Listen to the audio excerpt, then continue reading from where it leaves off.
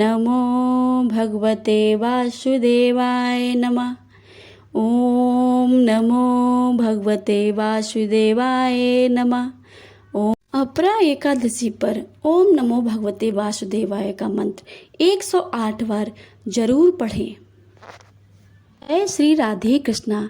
आप सभी को आपके अपने YouTube चैनल भक्ति की बातों में बहुत बहुत स्वागत है। आइए आज जानते हैं ज्येष्ठ मास कृष्ण पक्ष के 2024 में एकादशी का व्रत, अपरा एकादशी का व्रत की कथा। से तो साल में 24 एकादशी आती हैं, लेकिन हर एकादशी का अपना एक अलग अलग महत्व है। अपरा एकादशी व्रत का महत्व। पुराणों में अपरा एकादशी का विशेष महत्व बताया गया है। ऐसा माना जाता है कि अपरा एकादशी का व्रत करने वाले गंगा तट पर पितरों को पिंड दान करने के बराबर फल प्राप्त होता है।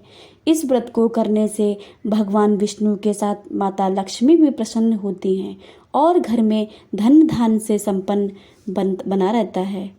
पद्म पुराण के अनुसार इस एकादशी व्रत को करने से मनुष्य भवसागर तर जाता है और उसके सभी कष्ट मिट जाते हैं। इस दिन पूजा पाठ करने से कीर्ति, पुण्य और धन्य की वृद्धि होती है। इस दिन से शुभ प्रभाव से ब्रह्म हत्या, पर निंदा और प्रेत योनि जैसे पापों से मुक्ति मिल जाती है। इस दिन तुलसी, चंदन, कपूर, गंगा जल से भगवान विष्णु की पूजा करने का विधान है। इस बार अपरा एकादशी 2 जून रविवार के दिन मनाई जाएगी। अपरा एकादशी व्रत कथा। युधिष्ठिर कहने लगे, हे भगवान, ज्येष्ठ कृष्ण एकादशी का क्या नाम है तथा उसका क्या महत्व है, सो कृपा करके कहिए। भगवान श्री कृष्ण कहने लगे, हे राजन, यह एकादशी अचला तथा अपरा 2 नामों से जानी जाती है।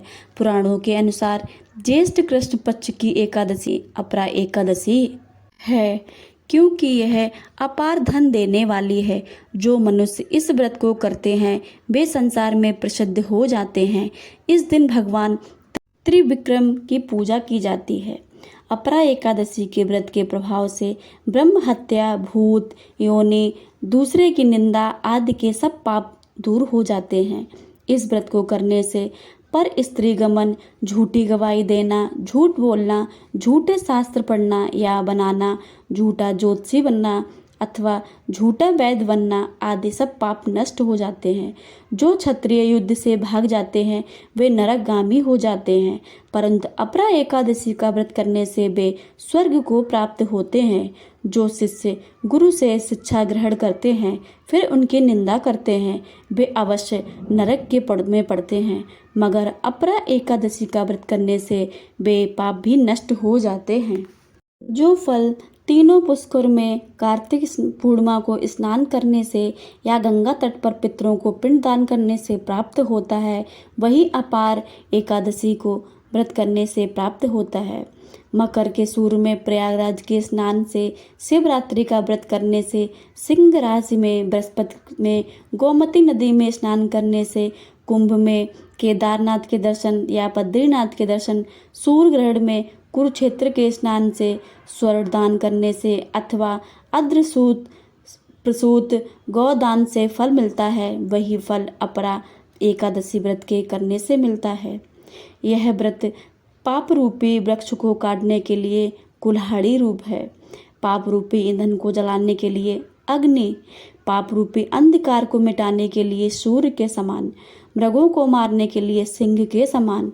अतः मनुष्यों को पापों से डरते हुए इस व्रत को अवश्य करना चाहिए। अपरा एकादशी का व्रत कथा।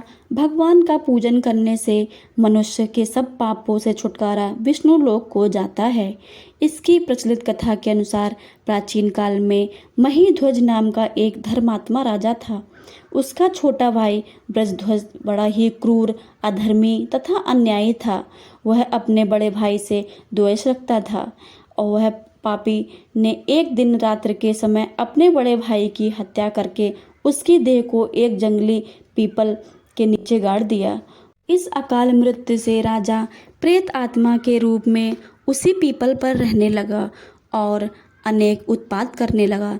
एक दिन अचानक धौम्य नामक ऋषि उधर से गुजरे। उन्होंने प्रेत को देखा और तपोबल से उसके अतीत का सारा जान लिया।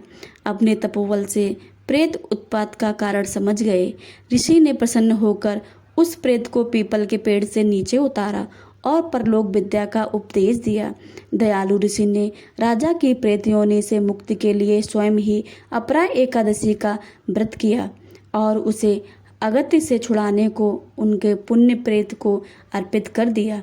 इस पुण्य के प्रभाव से राजा की प्रेत योनि से मुक्ति हो गई। वह ऋषि को धन्यवाद देते हुए दिव्य देह धारण कर पुष्पक विमान में बैठकर स्वर्ग को चला गया। हे राजन, यह अपरा एकादशी की कथा मैंने लोकहित के लिए कही है। इसे पढ़ने और सुनने वाले के सभी पापों से छूट जाते हैं। जो भी मनुष्य अपरा एकादशी पे कथा सुनता है तथा पढ़ता है, उसके सभी पापों से छुटकारा, उसे स्वर्गलोक की प्राप्ति होती है।